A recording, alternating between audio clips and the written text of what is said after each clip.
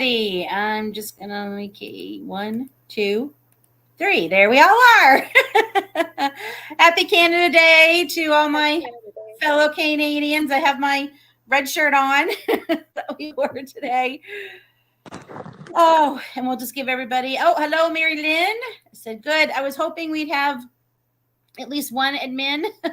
I tried to add David as an admin today to kick out any weirdos, and it won't let me for some reason. I couldn't. I don't know. I don't know why it wouldn't work. So just in case, Marilyn will be our weirdo kicker outer. I've been getting them. So, and I don't know why, but all of a sudden, out of nowhere, I am getting like several daily friend requests from strange men on all my social media. Like, just out of nowhere. And I'm like, beautiful. Yeah. Oh, I got you so pretty, but I can't add you as a friend because of your settings. Please add me to yours. And I'm like, bye-bye. And they're always a major or a general in the military. 100%. Exactly. I actually moved up in the world. Yesterday, I had a friend request from the Air Force Joint Chief of Staff. And I'm like, he wouldn't even have social media because it would be a security issue. I'm sure he's not friending some 40-something-year-old woman in Eastern Ontario, Canada. So yeah, I just I don't understand why all of a sudden I'm not some 25-year-old in a bikini on TikTok, but for some reason I'm getting overloaded with them out of nowhere. Famous. I'm sure it has something to do with the YouTube channel. I'm sure something maybe, but I did get hacked back last fall. That was not fun at all. I lost my channel for like 5 days, 5 longest days ever. Oh yeah, it was. I got hacked by Elon Musk. It wasn't Elon Musk. So we'll just say hello, Suzanne. Thank you for coming. Hello, Becky. Hello, Jean. I can always count on Jean. Yes, so don't be weird, people. Okay.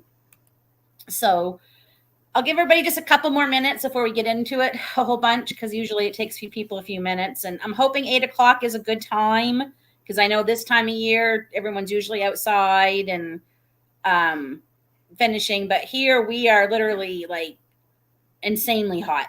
We got up to 100 degrees today. And our 16-year-old son, who we told before we left on our little outing today, do not go running outside today. The air quality is bad, and it's going to be very hot. It was already 85 degrees Fahrenheit at 9:30 this morning. So what does he do? He knows better. He knows better than us. He went running. He got very, very ill and knew we were away, so he called 911. He had to call the paramedics because he got so sick on the side. Like, he was about a mile and a half from the house, and he was literally on the side of the road, the paramedics said when they got there. So we finished our trip, and as we're finishing our trip, literally, we just pulled into the parking lot. We're getting ready to load the four-wheeler. I was trying to learn how to walk again after dancing all over the place. And the phone rings, and it's our daughter saying, Mom, I just got a weird phone call from somebody saying they're a paramedic and that they've got Aiden and they're going to have to take him to the hospital. And I'm like, what? So they gave him a bag of fluids right there, like in the ambulance, took him to the hospital, told him to go into the waiting room, sit down in a wheelchair, and then whatever. And Aiden's never, like, the last time he was in the ER, he was 2. And I took him. Again, he didn't listen to me, and he split his chin open. I see a pattern here. And, so he had no idea. So he's sitting there, and I'm like, did you get triaged or anything? They're like, no. So David, my husband, went and picked him up, and he was fine. We're like, we're not staying. You've already got a bag of fluids. He came home and took a cold shower, and he's just been taking it easy. He's good. But I'm glad he thought to, because he knew we were too far away. But I did say to him, I said, so Aiden, are you going to run in the heat anymore? No, I'm not even going outside anymore. So, oh, that boy, he has to learn the hard way. Everything. So, yeah. So, I can imagine that your air quality is terrible when I'm in central Illinois and we had the smoke problem. I mean, and Tanya's in Iowa. They're having. We have it. Yeah, it's crazy. But it's been raining now for 2 days, so we haven't at least noticed it anyways. So I don't know if the rain is making it to you guys in Illinois, but it's literally been raining for 2 days straight. I was out of power for 36 hours because of the storms. So I just got my power on late last night. So yeah. Now, Maria, I mean, I'm assuming because you're not that far, I don't think from. Actually, we were in your neck of the woods today. We were in the Northumberland Trail. Oh, so, I live in the Northumberland Trail. Yeah, surrounded by them. So I may have heard you go by. Yeah, you might. If you heard anyone going, geez, that was me. We got microphones for our helmets. And my husband, all I can hear is him laughing because all he can hear me is going, I said, I think my teeth have rattled out of my head. But yeah, it was fun. We had a good time. But yeah, I just said that kid of ours, I'm telling you, he's going to age us quicker than we need to be. Like but he's learned, and I don't think he'll do it again. Like he had to have been scared for him to call 911 like that. Like that's not normally something he can do. And yeah. He said, he goes, I felt dizzy, Mom. He said, I thought I was going to faint. My heart was racing. I was sweating. And I'm like, yep, that kid, good grief. Some of my setbacks are because of the kids. Oh, all of my setbacks are definitely because of the kids. I wish I could blame kids, but I don't have any. I can blame other people's kids. I'm a teacher. There you go. Well, yeah, you deserve a medal. I would never be able to. I just would not. Smacking other people's children is frowned upon. Definitely would happen. Like it's a later in life decision. I didn't become a teacher. Like I substituted for a few years, but I didn't become like a teacher until last year. And this is my first year as an official teacher because I'm not a sub. So fingers crossed. I couldn't be a school bus driver because I couldn't handle the stuff these drivers go through. I couldn't handle that. I'd get in trouble. They'd be like, Lynn, you can't say that. And I'm like, well, they shouldn't be doing that. Yeah. Maybe like off on the side of the road and make them walk home. Yeah, I would too. I mean, I would do that with a middle school student in my class. I couldn't handle middle school at all. Eighth grade, and I'm like, you're out of my life. Bye. Yeah, it's definitely a lot harder nowadays, I think, for the teachers and the bus drivers and stuff. And there's not, at least in our school district, there's not a lot has to happen before the end result happens. Like, it's insane. Aiden actually had to change buses this year because it got so bad. And the only thing that saved us is he took videos of stuff. Oh, yeah. So they couldn't say he was lying. And I told him, he sent them to me. And the principal was like, what happened? So I said, go ahead, Aiden, show her. So he showed her the videos and she was livid. I will say we had an awesome principal. She was like, nope, this isn't happening. She goes, Aiden can change buses. And the other kids got in trouble. Yeah. And it's just, Aiden says, Mom, it's so eerie on this new bus. It's so quiet. Like nobody talks. I mean, I teach in a low income area. So actually the high school students have to ride the city bus to school. There's no like school buses. It's very weird. Wow. Very weird to me. But for its preschool to third grade can ride the bus in town. but anybody from 3rd grade on up cannot ride the bus. Like, you legit, if you live clear across town, you have to walk or find a ride or ride your bike.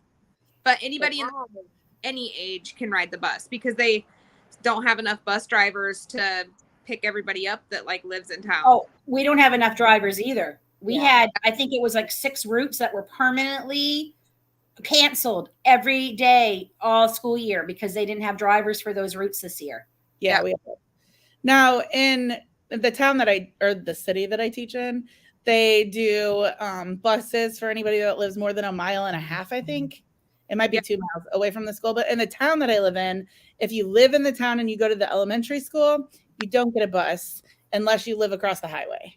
So like my niece and nephew they have to get driven and picked up, no buses. But I can't remember what the mileage is here. It's pretty insane to me because growing up in the States, we were the same way. Like we walked and it was a bit of a hike.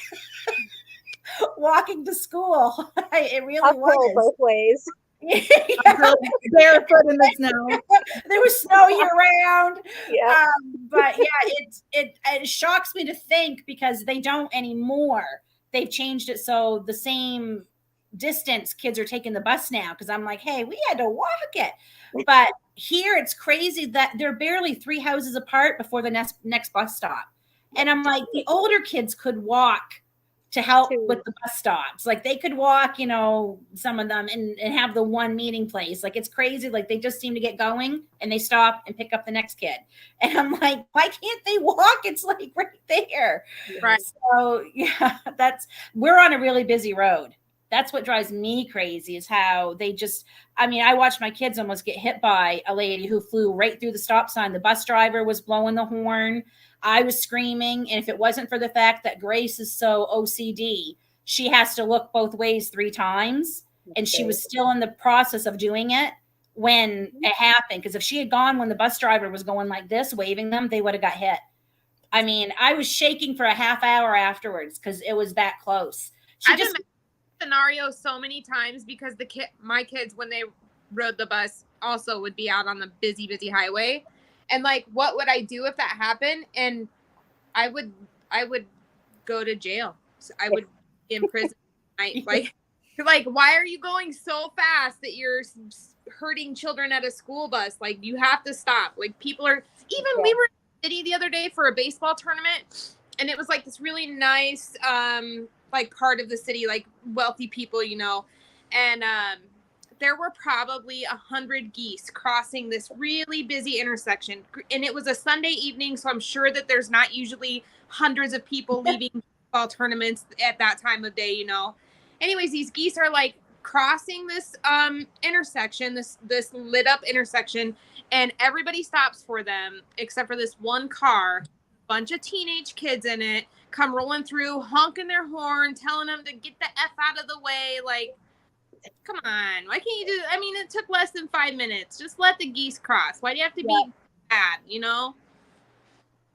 Yeah, well, what scared me is because I'm literally because I'm at the end of the driveway and I see this woman and I'm screaming. The bus driver's blowing her horn and everything, and the fact that we never saw her brake lights come on. Like she just totally just kept she was totally oblivious. Right, that's crazy. That's what scared me. Like the fact, oh, geez, nothing. She just kept on going. And if I could have got her license plate, I would have. I know what kind of car it is, but the problem is that white SUV, there's 50 million of them out here. Yeah. So, I was scared. I called David at work. I was crying. Like it had scared me that bad because I really thought if Grace didn't always have to look 3 times, she would have hit her. She would have hit both of them. So, yeah. So I was just reading Jean's thing here. And I'll tell you what. Yeah, if the bus driver did that to my 5-year-old and made her walk home in a blizzard. Yeah. And she said they weren't going to do anything until she called the police and the school board. At 5 years old, how would they know to walk, where to go for 3 miles?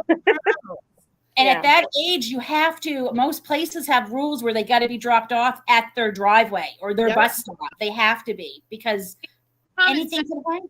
Of a little kid, just drop a little kid off. Good. I know that in the district that I worked in an elementary school a couple of years ago, and if it was if they were kindergarten, they had to be verified, picked up. Yeah. So, like that wouldn't have ever happened, but what in the world? Yeah, if it was too bad for you to drive, dude, what do you think this poor 5-year-old's doing to get there? Jeez, I just have to say, by the way, this is my first live broadcasting from home with my new internet, and I'm loving it. I think it's working pretty good. So, yay for Starlink. Oh, I was just gonna ask, is it Starlink? Yeah. Yes, we've had it a little over a month now, and I don't know who loves it more, me or the teenagers. So, yeah, she was so frozen, and neighbor stopped to give her a ride, but she wouldn't get in the car. So the neighbor followed her home, but nobody was home. They had let out early. Oh my gosh. Mad Mama would have been. Oh yeah. I'm not too bad unless it involves my children. And then I have like a 0 to 80 switch. Yeah, me too. Letters and calls and yeah, exactly. Yeah, I just have no. Yeah, they always talk about Mama Bear. But what was it? I always like to say we're here in Canada, and I'm a Mama Goose because the geese are terrifying to mess with their babies. So I take my chances with the bear over the Mama Goose. Those things are psycho. I've been chased by many geese. I've never been chased by a bear. They had a big bear sign warning on the trails today, and I'm like, oh Lord, if we see a bear, David's eardrums are never going to be the same because I'm going to scream bloody murder in this microphone. Yep. We did see evidence. We saw a little bit of evidence. It was old, but there was definite evidence, and I'm like, yeah, it's been through here. So hopefully all the noise of all the four-wheelers and the motorbikes would scare them away, but okay, well, I think we got some people in. So as everyone said, I'm starting up Shesteaders again this year. I really enjoyed it last year, and then everybody got busy and everything went crazy. And I just thought I'd change it up a little bit this year. So my goal is to do this once a month, as long as I have topics, because sometimes the topics are hard to come up with. Sometimes they're easy, like this one. But my goal is to go forward once a month, and you'll see different faces. Hopefully. Now, so many people reached out and said they'd love to join. Like, I was flabbergasted at how many volunteers I got. So that was just great. I was so I just reading Mary Lynn. Or not, yeah. That was the other thing. I told David, I said, you might get wet if we see you.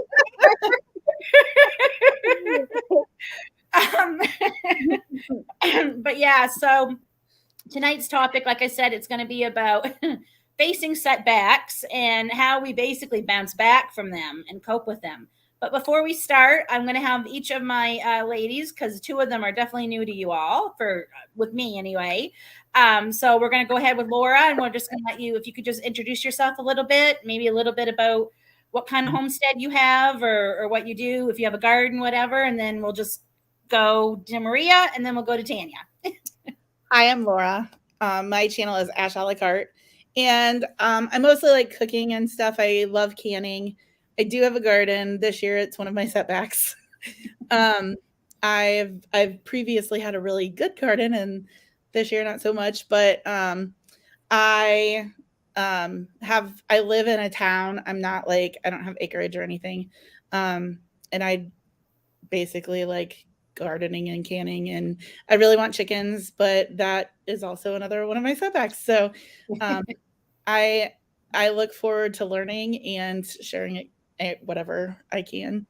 Is it? And you're right in town, so like you're using like your front. I live in a little town. I don't want to give my town name. No, that's fine. I live in Central Illinois, and I live right in town. I have a double acre lot. I have a huge house and a giant garage, and we have built a decent.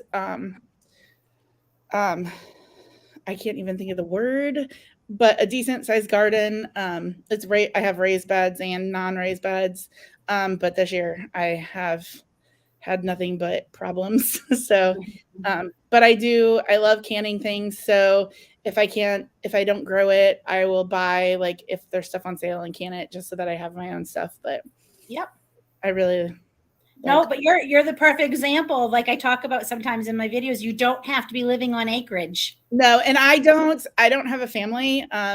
I am mid separation from my husband, so it is literally me. But I do help feed, like my brother and sister-in-law live close to me with my niece and my nephew and my parents. So I do cook for other people. I just am dealing with all of the trials of life, and I kind of decided that in the midst of all of the crap that was going around, that something that would make me happy would be to create a YouTube channel. And so I did it, and it would help me in my work because I'm a business teacher in high school and I teach entrepreneurship, and I kind of like wrap that into it. So I'm doing stuff I love, and I'm going to be able to teach with it. So awesome. That's great. Okay, Maria. Okay, I'm Maria. My channel is Northumberland Acres. I didn't put it down below because I was pressed for time trying to get on here. And I'm just going to ask Mary Lynn, if you don't mind, if you get a chance, if you can get the links for everyone's channels and share them there, that'd be great. I still haven't figured out the Nightbot thing yet. So that's my next thing I got to work on this week. So yeah. So like I said before, we live within the Northumberland Forest, on just shy of 9 acres, and half of it's wooded and half of it's it was lawn, but we've turned about 1,300 feet of that into the garden this year. So that's going well. I was really skeptical, but now my plants are growing because we got a ton of rain. So that's doing well. Our setback so far this year is lawn maintenance, like the lawn mower itself. So it's been in the shop for like 3 weeks, and we have not been able to cut. They gave us a loaner, but we only had that for like 3 or 4 days, and then they have to give it to the next person on the list. So but thankfully we didn't have to pay for the loaner, but it's a nice little service. So we just like cut what we could, and then everything sprouted back up because of the downpours. So we have chickens and ducks. Only a few, like 5 ducks and maybe 10 or so. 5 ducks is a lot of ducks when it's ducks. We had more, we had about 8, and I think we lost 3 because of a weasel. Oh my gosh. Yeah. And that's predators, man. I know. And they, you live in the woods, they're going to come. So we have to we're on guard all the time. And I would like to expand to a slightly larger animal, but I don't think I can because of physical limitations and stuff, There are 6 of us though. So it's my husband, myself, and we have 4 children, and they're 20, 18, 15, and 10. So they're older, so they might grow out of the whole I'm helping stage, but the younger 2 are still able to help and stuff like that. No, that's great. Yeah, that's great. I'll tell you, those teenage helpers sometimes really come in handy. Yeah. Especially in our case when ours is 6'1", right? He can reach everything for us. We can't. Yeah. Yeah. All right, Tanya, you're up. I think everybody probably knows Tanya. Tanya and I are good friends, and she's on my channel a lot. Right. We are in central Iowa. We are in a very small town, but close to Des Moines, the city. So we're close to everything. We live on less than an acre. We have multiple gardens. If we have grass somewhere, I'm planting stuff in. That's just what I do because we don't have a lot of space. And so we're not outside on the grass anyways, other than where the dogs are. So we just plant stuff. We have 2 pigs that we do not use for food. We rescued them. I would like to have babies with our feeder pig, but she never goes into heat. So, no, Polly. So I don't know if they maybe fixed her as part of the rescue. Maybe. I mean, she never ever locks up. It just never happens. We check her every however many days you're supposed to. And we've had her for a couple of years, but they're really cool. Just, you know, like weird. I love Charlotte. Charlotte's so cool. She's my favorite animal, and she does nothing for us other than I pet her and watch her be ridiculous with the other animals. Yeah. But the animals we do use for meat or eggs are our chickens and our ducks. We did have guineas, but they all got eaten by fox. Oh. But we used their eggs too. The guineas were my favorite bird, but I really love our ducks. We got some runner ducks that I really love just recently, and we have rabbits as well. We have 6 kids. My daughter's boyfriend also lives here, so there's 7. And depending on which of my kids' friends are here after school and during the summer, there's like 10 kids here. And my daughter is pregnant, so I'll have a grandbaby soon. Yeah. So we always have kids and animals, and we have so many dogs, like 10 dogs or something like that. There's a bunch of dogs surrounding me right now. You have so many dogs, and then they took Mallow, their male, to get fixed the other day because it's a lot easier to fix one boy than all the girls. Right. And Mallow got the last laugh because the day Mallow was getting fixed, what happened, Tanya? This dog behind me came into my closet and had one singular male puppy. Not even pregnant. We had no idea. Wow. He's like, She's oh, like, you're not gonna get me that easy. Here's one of my offspring. I got a text from Tanya, Lynn. Oh my God, Polly's in labor. I said, you are joking. You're pulling my leg. The same day Mallow went in to get fixed, I was like, oh my God. And then I'm thinking I'm gonna have 10, right? Because that's typically how this works. I'm like, no, I cannot have 10 puppies right now. We just got rid of Bella's puppies. I'm like, Mallow. Mallow got the last laugh. He's like, ha ha ha. Yeah. So I just want to say, this is the yarn that I picked out for Tanya's grandbaby's blanket. Is that not gorgeous? I just happened to have it beside me and I had to show it. It's new. And I saw that. Well, I saw like 12. I must have sent her a bunch of pictures. And then I saw that last and I'm like, that's the one. But yeah, we had ducks just for the eggs. For the first 2 ducks they gave us were males. So that didn't work. Good luck. So they went to a farm where the lady loved them and she wanted to use them to breed them with her ducks because they were such beautiful male ducks. She's like, I want to breed them, so go for it. So then we got some females, and I love the duck eggs for baking. I find for baking they're amazing. But eventually we lost them or whatever. And David hates ducks. He hates how messy they are. Like he said, if I want ducks again, we're going to have a duck house separate from the chickens. So that way they can't freeze the floor in the winter on the chickens and they can make all the mess they want on their.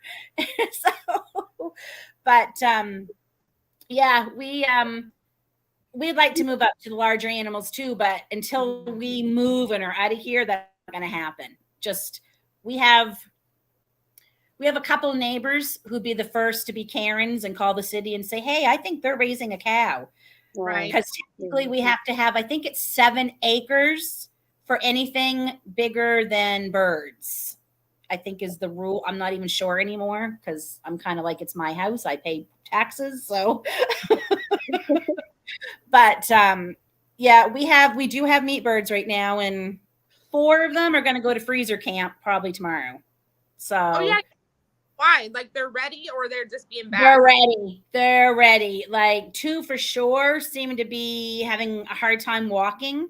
Yeah. Not that they all walked a whole heck of a lot to begin with. They're very lazy, clumsy, dumb. Like meat birds are not like real chickens. They're literally just eat. That's all they do. I just never seen anything like them. And so 2 definitely, like David said, I think these 2 definitely, they're starting to, have a hard time. walking. And then we looked at 2 more this morning and we're thinking, we might have 4 that are ready. And then this will give the rest the food, hopefully, for the next 1 or 2 weeks before they're done. Yep. This breed can get up, the roosters can get up to 10 pounds and the females can get between 8 and 9. And I'd love to get to 8. But I think the ones what we're going to do are 6 pounds because I don't want to wait too long and then they die. Right. And then that's a waste. Like that's just, a waste. So, but yeah, so we're probably going to do it tomorrow. I'm going to video before, after the setup, but I won't be doing any of the actual because here in Canada, YouTube will flag it and not let us show it. So, but just to give, because this is David did it when he was younger because he grew up on a farm, but it's been, like he said, he's watching videos right now just to refresh himself on everything. But yeah, I definitely would love this. I can't wait to have that first chicken dinner with one that we raised ourselves. Like I'm really amazing. Especially when you can set like the chicken and then everything that will go with it will be something that we completely 100% raise that meal. Like I get excited when I add carrots to our meal that I grew. Yeah. I'm gonna video that I watched of Justin Rhodes, because it's a very simple, explanatory video. That's the one I told him to watch. Yeah, that's what we watched when we started doing our meat birds. Yeah, that's what I told him. I said, check out the Justin Rhodes one. So I will admit he's going to be doing a lot of it. And it's not because I don't think I can. I'm worried about not being strong enough and I don't want the bird to suffer kind of thing, right? I know. We did. We finally came today. I got it off of Amazon. I found one for,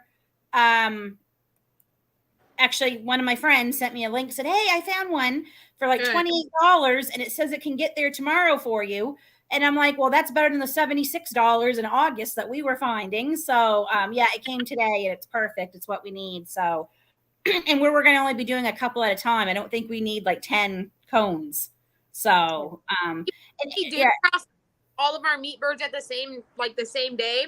We still just only kill one at a time. Yeah. Yeah. That's why I said Aiden's helping. Aiden's going to help David with a lot of it, but this breed too that we have is we thought there was something wrong with them until I did more research. They're specifically bred to not have as many feathers. So it's easier to pluck them. Oh, nice. Oh, yeah. So they have none on their, yeah, they look horrible. They look like they're on death's door. Yes. And they're hot. Like when you pick them up, they're like hot, like on fire, but they have none on their breast. They have none on their back end. Like they're all like that. And I'm like, this has got to be something, like I said, it can't be something wrong with it because every one of them has got it. So when I did more research, they're specifically meant not to. So I'm like, woohoo. So yes, that's what we're doing. Ecocentric. Yeah. We bought, David got his knife already this week and sharpened. And again, I just don't think I don't want to hesitate at the wrong spot time because I don't want the bird to suffer. So I absolutely can butcher chickens, but I am the wife and I'm be cooking those chickens. So my husband be out there doing the killing. I'm going to pluck them. And I've got our bags came too. I ordered the shrink bags that you put them in and you put them in boiling water for 5 seconds and it sucks up to the chicken and then I just seal it. So I'm going to be doing that. So I don't mind that. But yeah, so anyway, our topic tonight is about setbacks. And what do we do when we get setbacks? How do we come back from them? What kind of setbacks maybe we have had? And setbacks happen regardless if you're on a homestead or if you're living in a city. Everybody has setbacks. It just seems like lately, and it's not just me, I'm noticing a lot in my community, and I'm talking about the homesteading community. We all seem to be having like setbacks lately.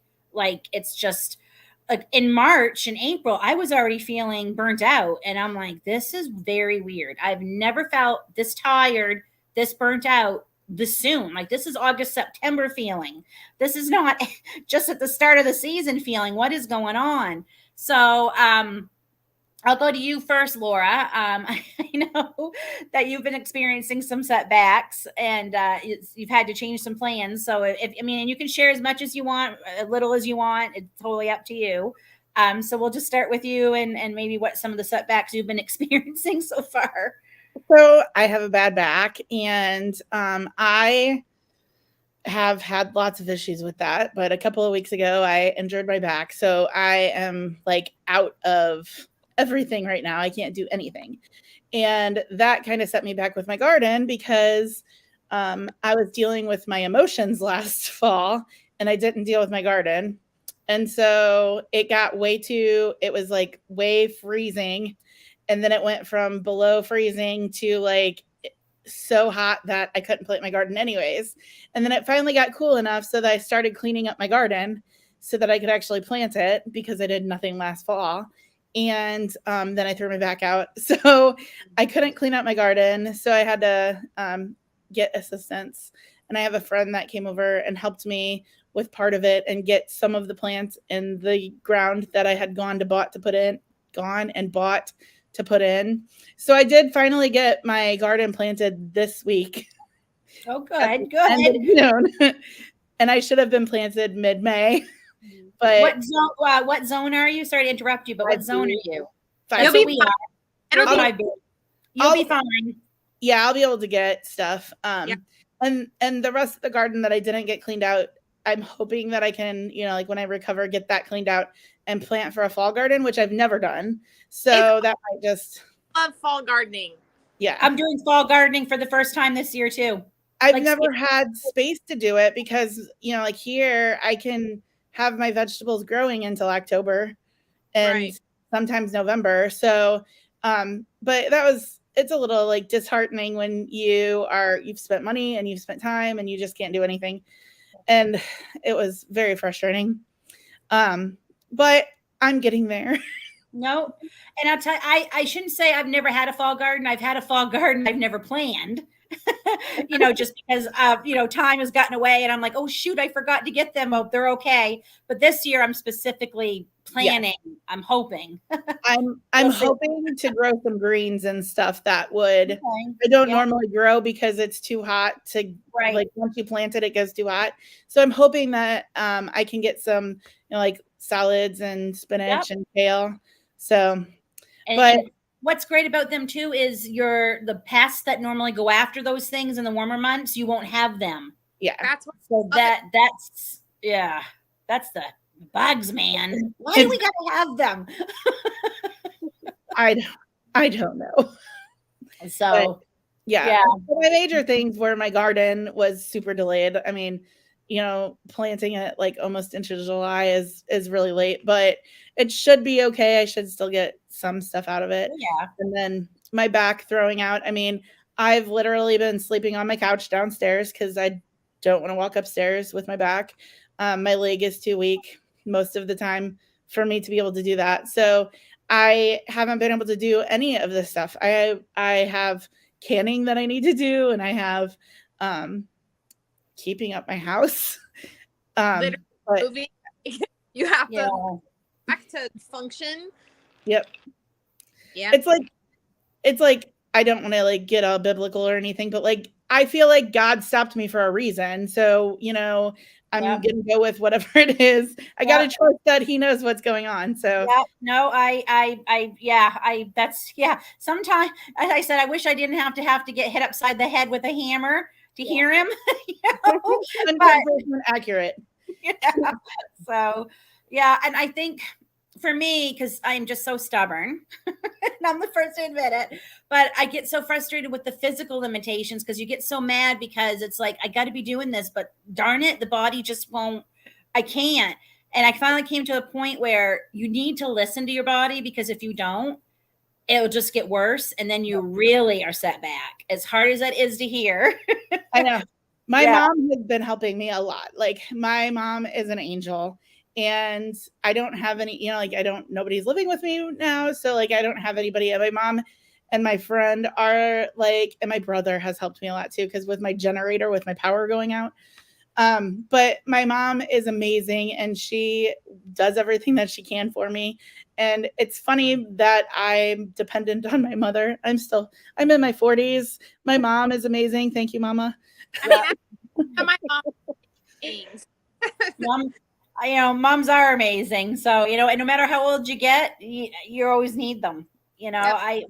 When I was going through cancer, I don't know what we would have done if my mom, the first time my kids were little and my husband was active military, and as good as they were, there were still times he needed to go away. And I don't know what I would have done if she hadn't come and stayed with us during my treatments, because I didn't touch laundry for like 6 months. My mom did my laundry how to today. do laundry.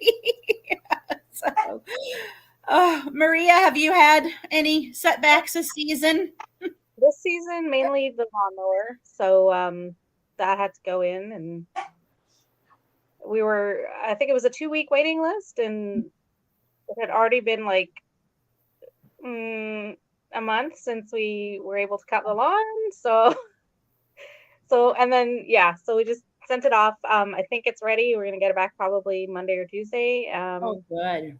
But yeah, in years prior, like last year, I set all these seeds, and I had like all of my seedlings ready to go. And when it was time to plant them, my body wouldn't go with the plant. And I'm like, I have to get these in the ground, and I have to, we have to do it now. And so, my husband after work would go out there and dig a long bed, dig it in, and then, we'd put it in. But even prior to that, the past 5 years, it's been pretty much a garden fail. Like I try each year and it fails. I think this is the first year it's actually going to succeed. And it's mostly to do with health issues. Yeah. So, and again, like you said, when you've got to pace yourself, even though I really, really want to do stuff, like I can't. So I have to be, and it's frustrating, especially when mentally I'm feeling okay, but physically I'm in bed. And I get really frustrated then because I can't get up and do the things I want to do. So my mind just starts to race with plans and like frustration and stuff. So I found that if I write it down or draw out a sketch or whatever it happens to do, put something on paper, or even just a to-do list, when I'm better, this is what I'm going to do. And it helps get all that tension out, and stuff. Cause it is quite frustrating when your body just won't do what you want it to. So, and then again, like with moms, like when I've been very, very ill, my mom will come up. She lives in Ajax, so she's about an hour away. Okay. Yep. They would come, and my sister, and at my lowest point, we homeschool. I couldn't homeschool. Like this is when I first got ill. I couldn't do anything. Couldn't get out of the bed. Couldn't feed myself. People were, having to cook and clean. So they would come every single day, drive a half hour. At that time we lived closer, and they would stay and they would cook, and my sister would homeschool the kids for me. And so that's wonderful. Even if it's not blood family, you've got, friends, and it's good to have people who, just one person who can come and like say, hey, let me do the dishes for you, or hey, let me do, can I help you with something, or they bring over a meal even, and that's really helpful. But the main thing on the physical end of things is rest, and I pick maybe 1 or 2 things to do a day, and outside of like my regular, what am I gonna make for dinner, and am I gonna vacuum or get somebody else to vacuum? Having 4 kids is really helpful. So it's pretty good. But it's pretty much it. Just pace yourself and give yourself the space that you need to heal, even if you don't want it. All right, Tanya, you're up. I know, having 10 puppies in the last 3 months. Oh my goodness. Setbacks are all very much a time related thing because I have so many things, people, animals that rely on me for their everything. My garden is embarrassingly covered in weeds. And so here's what I've been doing. I literally can't get out there between the sweltering hot days that are so dry you like can't breathe, and now to like the super duper pouring down rain days. And then when the sun comes out, it's like a boggy marsh, like literally so terrible. So I've just been going around like my green bean plants and my beets and my carrots and like just weeding around those plants because I quite literally cannot keep up. I just can't. And so this whole time that we've been homesteading, I've been like very poo-pooey on like, I don't need the weed tarp and I'm not going to do this to keep my weeds away. Like that's not how homesteaders do it. I am putting down the biggest, blackest, thickest tarp that I find. I love mine. Yeah, me too. Mm-hmm. It's the best thing. The best money we spent was getting that weed fabric cloth this year. I just have to. It's just so bad. And we've turned over the garden like in the large like spots between where I have like the carrots and the sweet potatoes growing. And it just invites all more weeds in, you know, like crabgrass and bindweed, and like it's just insane. And 2 days will go by and it's back to a point I can't keep up. Yeah. So that's the downfall. And my kids are all in sports. Yeah, you're busy with the baseball. Baseball is a deal for us in softball, especially baseball. Because my youngest son is in a tournament travel league plus the regular baseball team for the city. So we're gone a lot even too, you know. So just having the time to accomplish everything. You know what has helped me though? This is not even like, I'm not even trying to like plug my Harvest Right freeze dryer link to go buy one, but you should, because here's why. I've foraged, I've gotten cherries off my friend's cherry tree. We have all of these things that I would have to let them go to bad, you know, like I don't even have time to can stuff or any of that. So now I can just throw it in the freeze dryer. I have a gallon jar of cherries. Like tomorrow I'm going to make sourdough cherry muffins for breakfast with cherries in the freeze dryer. And I didn't have to worry about them going bad before I used them. So that has been very helpful. Yeah. That's on my list. That's one of my setbacks. It's absolutely worth it. Like I kind of I was very nervous spending that kind of money. Like, man, I could do so many other things with this, but it has been absolutely worth it. They're so expensive for us here in Canada.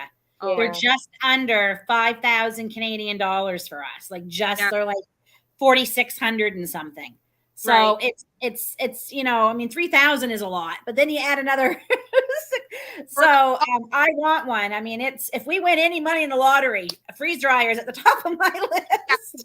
Absolutely.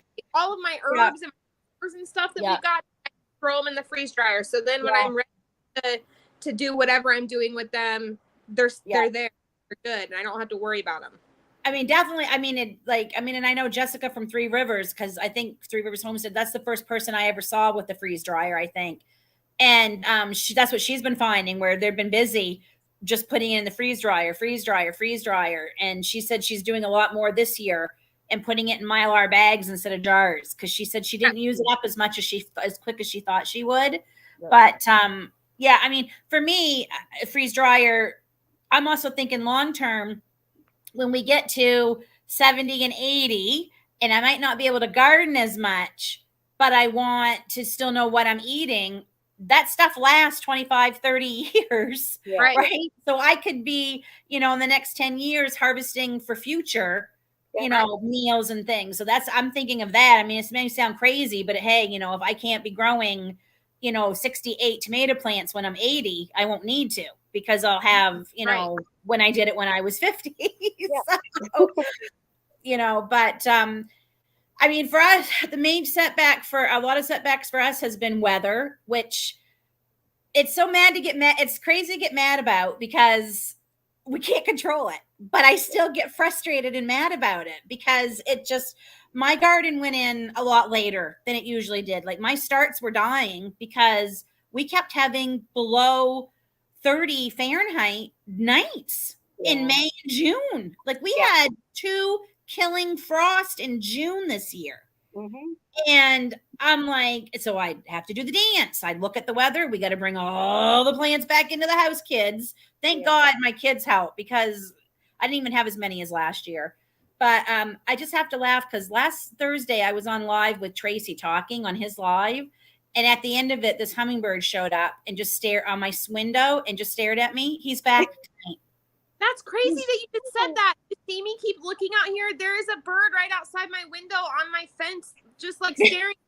Yeah, it's a hummingbird. It's right there looking. I'm like, hi. Like, it's weird. This happens to my all the time. She'll be like talking about something and I'll be like, shut up. Like I'm listening to the same thing or reading the same article. Like it's crazy. Yeah. But so weather's been a main thing, physical problems. I mean, I've talked about my eye, my vision and things. That really threw me for a loop because I couldn't help David build the garden build as much because my depth perception was worse than usual. I have Meniere's disease, so I'm always dizzy, but this was worse. And I just couldn't see and I couldn't be outside for very long because the light was just killing me. So that set me back for a while and there was nothing I could do about it. Like nothing worked. Like time was the only thing. Time and steroids that I eventually got, steroid drops. But and also money. It just seems like every time we turn around, stuff's gone up here. Like wood is still insane. And it just seems like we cannot get ahead because it doesn't get better.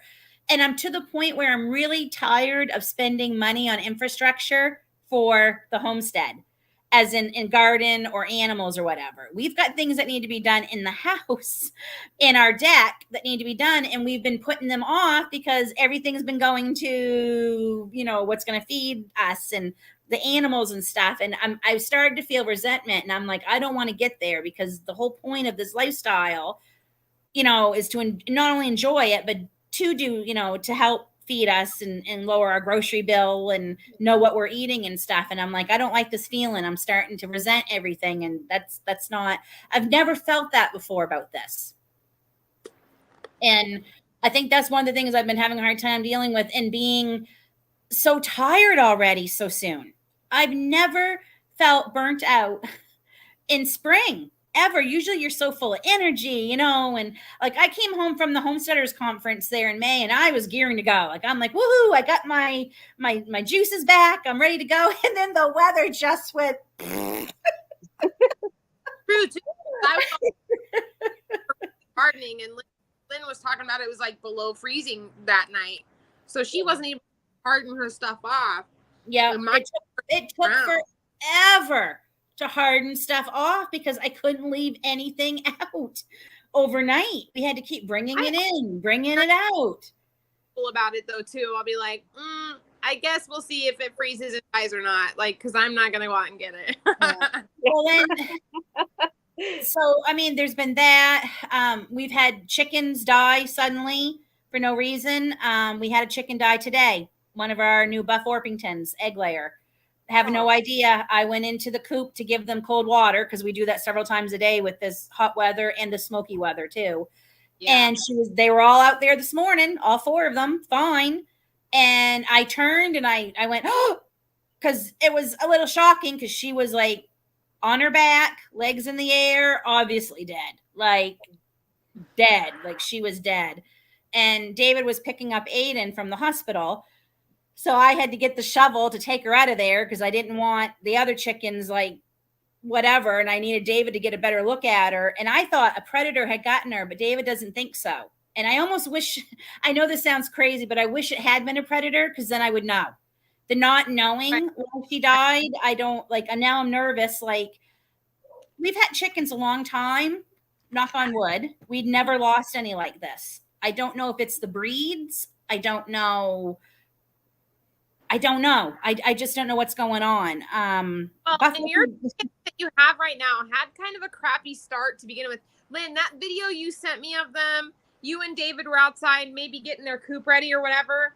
Remember me asking you, like, are they alive? Because they did not look okay. Oh, no, they were just sunning. All my chicken, every breed we've ever had has done that, where they'll dig a little hole in the dirt. Yeah, they stretch out their wings. They stretch out their legs. The first time we had chickens and they did it, I was freaking out. I remember literally, I was in the house screaming to David, the chickens are dead. He's like, what? And we went running out. They were just sunbathing. Art have never done this. Never? No. I even showed Jake that video. He's like, no, those birds are dead. I'm like, she says they're not. No, and they were so happy because for 16 weeks, they'd never been outside. Right? Yeah. They'd never seen the sun.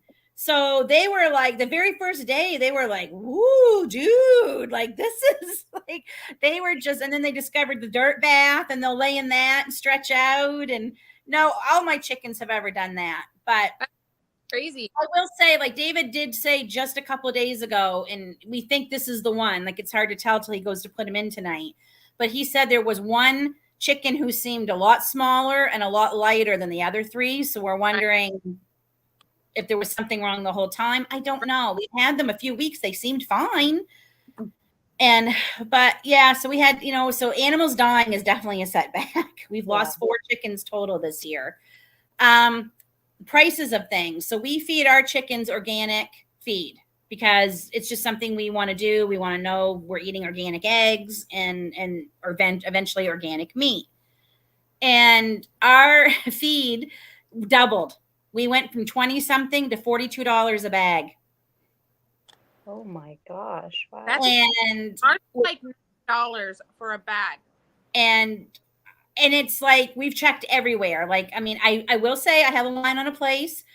It's outside of Kingston, which is kind of a bit of a drive. It's about 58 minutes, but Costco's there. So we can always make our Costco run part of that run. So we can, and you can actually make your own feed. You can tell them what you want and stuff. And apparently the prices are much, much better. So we're going to look into that. If it is, I will share where I'm getting it from. Yeah. But so we had all these chickens, plus we had meat birds we were feeding, and we were going through feed like crazy. We had to make, and that was a setback. So we had to make the decision on cutting back our chickens. So we rehomed 5 of our egg layers. Obviously, we're going to keep the newer ones we just bought because that just makes sense.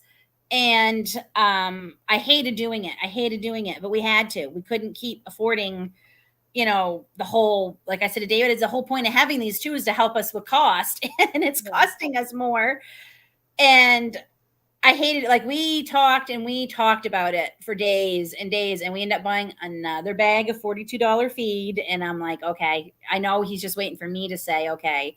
We found great home for them on a farm 5 minutes from us. The lady has like tons of chickens. She's been doing chickens for 20 years. Like she knows what she's doing. So they went to her, and she's not going to eat them because that was my main thing. I'm like, please don't eat them. He said, because they were pets, and I know they're dual purpose, but they are also a year old. So you're probably not going to want to eat them. And she goes, no. She goes, I don't even raise meat birds, she said, because I don't want to eat them. So we had to make that decision, right? So that set us back where we lost a lot of chickens, but we're kind of ahead now. Well, now we're down to 3 chickens that are laying eggs. But truthfully, 3 chickens for our family is still quite a bit. The kids don't eat eggs at all. So, I mean, no. They don't? Not even deviled eggs? No. David doesn't even eat them. My kids that don't like scrambled eggs, they will eat deviled eggs. In fact, they request deviled eggs like daily for a snack. And I'd be like, listen, Linda, that takes forever. No, they don't. You have to remember, my kids are neurodivergent, so they have neurodivergence. I'm a neurodivergent, and I still eat eggs. Yep. So and yes, Jane, we do worm them. I mean, I worm them with natural things. Like, nasturtiums are a natural wormer, pumpkins a natural dewormer, stuff. I'm just looking at, have you tried Hordes? Okay, no, somebody else mention them, I will. Is that where you guys go to get yours, Tiana? This is Tiana. She'll be one of the Shesteaders coming up. This is also our farmer we get our beef from. So we just got a order of beef from her last week, and they brought me a jar of maple syrup. So, yeah. So that was, we had to do that. I also had to make the hard decision that I couldn't grow everything I wanted this year. Like I had to. I had these plans for a pumpkin patch. That's not happening. We're July 1st. I won't have time. Most of the pumpkins I'm going to grow are about 90 days, and I'm cutting it really close. Like that's, and I don't trust the last frost date. So, and my big, huge flower bed that I was going to do this year to start my flower bed, that's not happening. So I made little flower beds out of what I could have. So I will have some sunflowers and my zinnias and things. So yeah, there's just some things that there's just, we've run out of time, either the weather or, Aiden had a lot of track meets in May that, we had to, go to. And I don't begrudge that because I'm glad he's got something that he enjoys. But out of all of them, I think the health one is probably the hardest. And I think it's because we are very hardworking women. We're not used to not doing anything. Like we're just not. Made videos. It's probably been a month since I put a video up. I quite literally do not have time. And I know people say that as like an excuse, but that's facts. Like I just do not have the time it takes to sit down and edit a video. I have so much stuff that I film as I go about. Still today I filmed a bunch of stuff, found a really cute mushroom out on the tree in the front yard.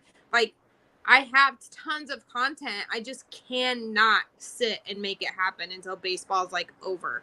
Yeah, the baseball season keeps you crazy busy. Yeah. Yeah. No, it's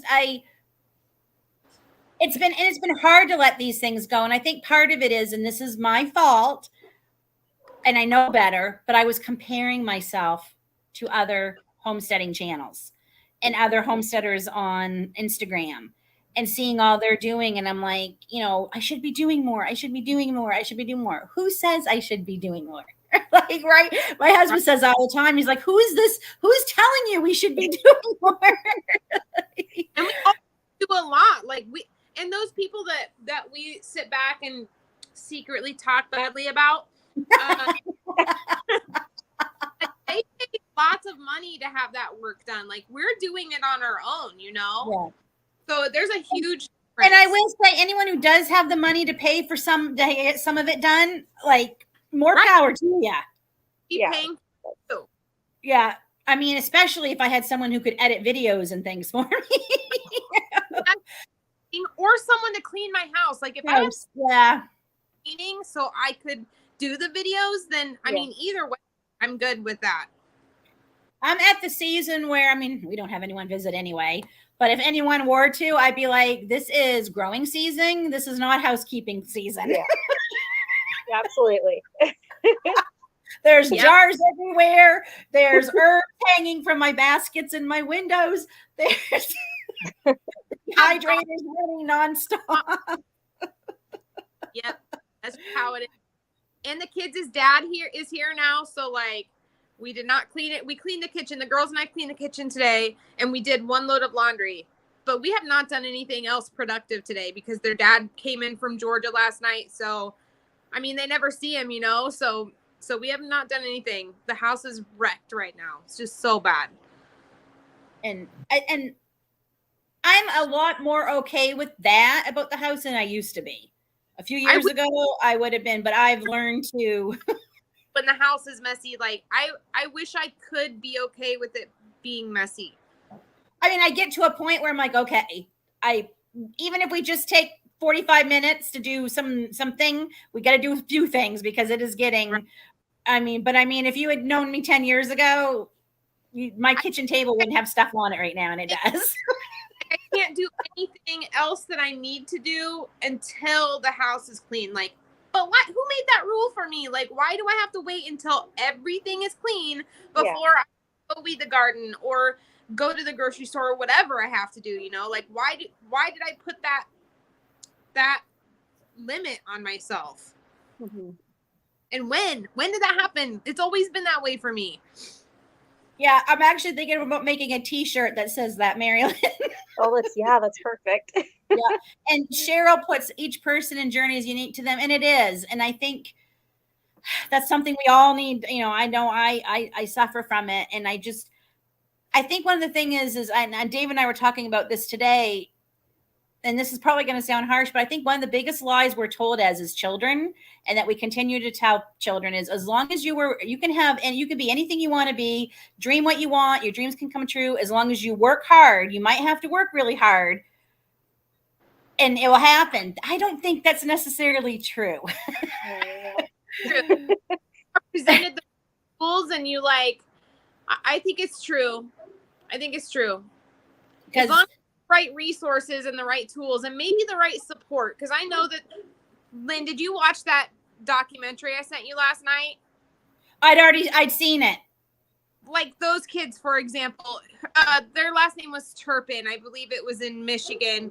Like 13 abused kids. And then so they got abused and they got literally just tossed out into the real world. And I mean, these kids didn't even know what medication was when the cops asked them if they were on medication. So like those kids and others that didn't go through even half of that, they might not have the resources or the tools or even like the ability to know that could be an option, you know? So yeah, I just feel like Dave and I work as hard as any two people I know. And it doesn't seem like, I shouldn't say we don't get anywhere. I mean, I look around and I see how much we have done. And sometimes it's perspective too. Like you got to take a step back and say, wow. But I have so many dreams for myself that I just feel like maybe I'm just not going to be the type of person whose dreams come true. Not everybody's do. And I think telling people though, as long as you work hard, it will happen. And I think we need to say more than just working hard. Because I think, working hard is great. And yeah, you're going to have to definitely, put time in, but sometimes, it gets very disheartening when I see how hard I'm working. And I don't mean to sound like I'm pitying myself or anything, because I'm very grateful and very lucky for everything I have. And Dave and I've worked our butts off for what we've had, but I guess I get to the point where I'm tired of working hard. Maybe that's what it is.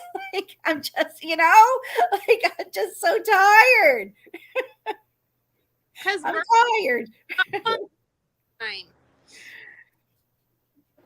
I went through that with my husband a couple years ago, and it was like, what do you want out of life? And like, what are your goals and everything? And he's so simple that he just said, oh, I already achieved my goals. I wanted to have a family.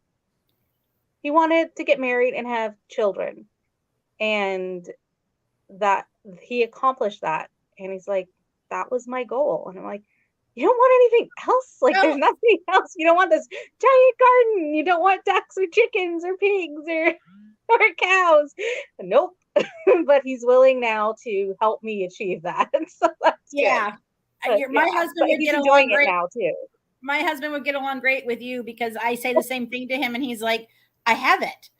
And I'm like, oh, come on. He's like, no, I love it, Lynn. He says, and you and the kids being happy and me helping you get what you want, that makes me happy. And I'm like, oh, but don't you want?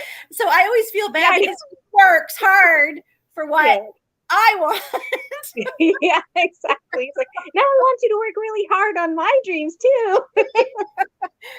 Yeah. So I just, and it can be a little bit bitter pill to swallow too, because I had to cut back on, I had everything, because I thought I was smart this year, and I started in January, and I planned, and I wrote down, and I sketched, and I had everything I wanted to do, right? And I had a timeline, and we also made realistic goals this year, because last year we got way over our head, and we realized we never had fun last year. We never went out on the four-wheeler together. We never, we just worked all last year. So one of our goals this year was to make sure we just picked realistic goals and timelines and things. And then, like I said, things set our timeline all over the place. So, you know what that one of my favorite sayings is, man plans, God laughs. And I'm like, he must be laughing like crazy. Because I had all these plans, and so I think sometimes, and this is going to be funny, but sometimes a setback is not a setback. It's a step back, maybe. And Laura, maybe like you were saying earlier, that maybe, you know, this was God's way of saying, sometimes I wish he didn't have to bring so much pain to us, but sometimes that's what we need to hear. Right? Yeah. I mean, like, it's from the beginning of time, all I ever wanted was a family and kids. And I wasn't ever able to do that. So, like, you reevaluate as you go. You reevaluate. I love other people's kids like they're my own, and I do the things that I want to do. And if I wanted to be making a lot of money, I would go back to be an accountant instead of being a teacher. I'm doing things that make me happy in the now, because I know that now. Good for you. 20 years ago, I did it. Yeah. No, that's awesome. Yeah. So real quick, there was a question from Marilyn way back, and this is perfect because this is how I wanted to hopefully wrap up. She wanted to know, so going forward, if I can find it. Boy, you all been chatty tonight. Where is it, Marilyn? She says, going forward, what is our plans? I'm trying to find it here. It only gives me a little tiny section of comments to see. I want to see all of them. Oh, was it Jean who said too that, I guess, M.I. Gardner, Luke from M.I. Gardner was just talking the other day how people they're finding their gardens about 30% were less than what they should be because of the air pollutions and stuff. I believe that, because part of it is you can't get out to tend your garden when your eyes are burnt. I was outside for 5 minutes 2 days ago. I have the solution. Just let all your weeds grow. They take all the bad stuff away from the things that you want. Because my plants that I planted on purpose are doing great. You just can't see them from the fence. You have to like go in there and like dig for the stuff. Yeah. Weeds grow. Yeah, Cheryl, that is part of it. Part of it, I keep saying, gosh, do we really want to do this? Because we are planning on moving in a few years, but what if those fall through? And then we could have, like, I can drive myself absolutely insane thinking. So we're just trying to make decisions now and think. And if we make any decision and we build anything, we're saying, hey, even if we're only here for 3 more years, that's 3 years we got to enjoy it, kind of thing. So that's what we're trying to do.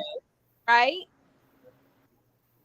Like, you want to move to a better whatever. We want to move to down east. We like to go back down. I mean, David's originally from New Brunswick. I'm originally from Maine, which is right next to New Brunswick. We're just down east people. We're just, we miss the ocean. Oh, I miss the ocean so much. And we know we can get a kind of the homestead we want there, kind of thing, because we can get more property. And I'm finding the older I get, the less tolerance I have for noise. I don't know what's wrong with me. I am becoming that cranky old lady who's like, get off my lawn type person. And Jake also are like, just like those kids honking at the geese, or like people driving by here, this teenagers revving up their engines. Like, we find that so annoying. And just noise in general, like just the traffic where we are I've said this before and I'll say it again. It's gotten so bad out here the last 3 years. It never used to be this busy. And then 2020 happened and everybody wanted to move out here because they realized they could work from home and not live in the cities. And it's just gotten so noisy. We haven't even sat out front on our front porch at all this year because the traffic is just that bad. Yep. Same. I don't know what it is. So the older I get, the less tolerance for noise. I really do. Oh, I said, yeah. I said, I'm going to be that lady out there with my rolling pin in my hair and curlers and a robe, screaming at the kids to keep the racket down. Yeah. I say I'm going to get a cane whether I need one or not. Exactly. Accidentally smack someone with it. My dad had a cane in the nursing home. He doesn't walk, by the way, but he could like get up using his cane, you know. Oh, someone's got hers already. I've had to use it the last couple of weeks. So I actually have a cane in my closet because sometimes when my vertigo is really, really bad and I know I'm going to be going somewhere I have to stand, I use it to help me, you know. That's why I push the cart when we're in the store. I don't want to push the cart. I push the cart because when I go into a store, I don't know what it is, or an auditorium. I am always dizzy from my ears. I don't know, the vertigo that I've had for years and years. So I always push the cart so I'm not dizzy. Same. Yeah. It's like using a walker. It stabilizes you, right? Yeah. That reminds me, I should get my cane back, actually. It was my dad's cane. He doesn't use it anymore. He's more bound to his chair. And my sister borrowed it. So I should probably get it back. Yeah. Mine out in case I need it. Or you get one, one of those nice fancy ones. Right? Yeah. Handle like that. It's just like a straight stick. My mother bought me one, something like that. Well, only it's teal because I'm a teal girl. Mine's got polka dots on it. Yeah. Oh, nice. But when you are like 33 and you have to walk with a cane, you don't want to be like. Because, I made the mistake of saying my doctor recommended maybe I should have one. So I didn't get one because I'm like, I am not getting one. And my mother bought me one when she was visiting. When I had back surgery the first time, the only time so far, hopefully, but I like couldn't walk at the end at all. So like as I was gradually getting worse, I used a cane. And then with sciatica, if anybody else ever understands this, your leg gives out. So I just have it around just in case, but I have used it some the past 2 weeks. I mean, it had its advantages. I mean, people sometimes will see you with one. They're like, oh, you can go ahead of me. Or if you go into a store and you get one of those carts because you can't walk. My dad has a cane too. Like, so when he was visiting, they came here for my daughter's 16th birthday in 2019. And we went to Niagara Falls for the weekend because that's what she wanted to do. And my dad and I I was using my cane a lot then because it was really out of control then. And I got laughing because we were walking somewhere and here's Dad and I, both of us with our canes. And I'm like, good grief. But we went to the restaurant and they're like, oh, you can come sit right down right now. We'll get your table. And I'm like, oh, wow. And I looked at Dad. I said, this might not be so bad. My dad has MS, so he uses a walking stick, but he rides a scooter most of the time. But we're going on vacation in like a week and a half, and both of us have been kind of off. So we're going to Silver Dollar City in Missouri, and I rented a scooter ahead of time. Oh, there you go. I'm walking those hills. Nice. Yeah, no. My parents went on a cruise in March. Is that when they left? And they never got off the ship. They didn't go into any of the ports. Mom said the one stuff to do on the ships, though. That's what she said. She said we had so much fun, but one of them, they told her it was a 10-mile hike around the island, and part of it was hill. And my mother doesn't have a cane or anything, but my mother's like, I'm 70 years old, almost 71. I am not going 10 miles out there. So I would have not gone 10 miles either. I would have stayed on that and enjoyed a nap. Well, they never get off the ship. People laugh when they hear that, but they had such a good time because there's so much stuff on the ship. Yeah. You know, so right now, like to walk to my car, it's like I make so many grunting noises. But they rented a scooter for my dad for the ship, and stuff. Like they had one already for him, and because he has to have one now too. But Mom laughed. I laugh. My parents are so funny because my mother, she gets upset because she's like, she goes, the old fart forgets that he goes a hell of a lot faster in that scooter than I can walk. So that's what my mom says about my dad. Same thing. It's like, watch out. He's gonna run you over when you go out. I'm probably gonna get in trouble because I'm pretty sure they're watching this, but I'm pretty sure that my dad wears my mother out on a daily basis because he doesn't have to work as hard as she does. Yeah. And he gets worn out too. But by the time he's worn out, my mom's done 10 times the work. Yeah. Oh yeah. And mom's like, she goes, I'm practically running to keep up with them, and I'm out of breath, and I'm just roaring because I'm just like, is this what Dave and I are gonna be like in 30 years, right? Like, oh, but I found Mary Lynn's. Oh, I got a mosquito here. Question. So many mosquitoes. I still have not seen a single mosquito here. They are awful. What? Oh my gosh, they're horrible this year. I have not seen one. Oh, hold on. Go away. They're bad here this year. They actually said they're one of the worst we've had in like decades or something. I don't know. It's just crazy. But yeah, so Mary Lynn wanted to know, with all the setbacks, do we have plans for next year to help with them? Yeah, try again. Right, yeah. Because I'm literally gonna do the same thing next year that I did this year. Like, there's no Oh, but you know what? I won't have. That's not true. I was gonna say I won't have little league ball, but he'll be in like regular high school ball at that point. Like, yeah, but regular high school ball ends with school, so that might help you a little.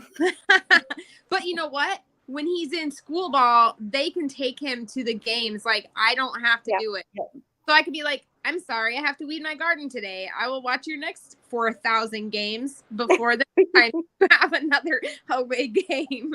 Yep. Yeah. I'm just laughing. Mary Lynn's mad at you because she's got like 10 bites just from today. I have not seen, even Jake, he gets bit every year, like eaten alive. And he hasn't even, I'm going to knock on wood. I guess we have all your mosquitoes because they are ferocious here. I was getting my garlic scapes last night and I was covered. Like, I was just, my stomach, they got right through my t-shirt. They got down my shirt. I came in and I was like taking my clothes off because literally I had mosquitoes in my clothes. No, like, mosquitoes are dirty. They're like the mice of the flying community. They have like diseases. Yep. Mosquitoes are yucky. I'm just looking here. Karen, the deer fly here are bad. And we've got, I swear to God, it's the same one. Every time I go out to my garden, he's there. And I can't kill him. I've tried killing him.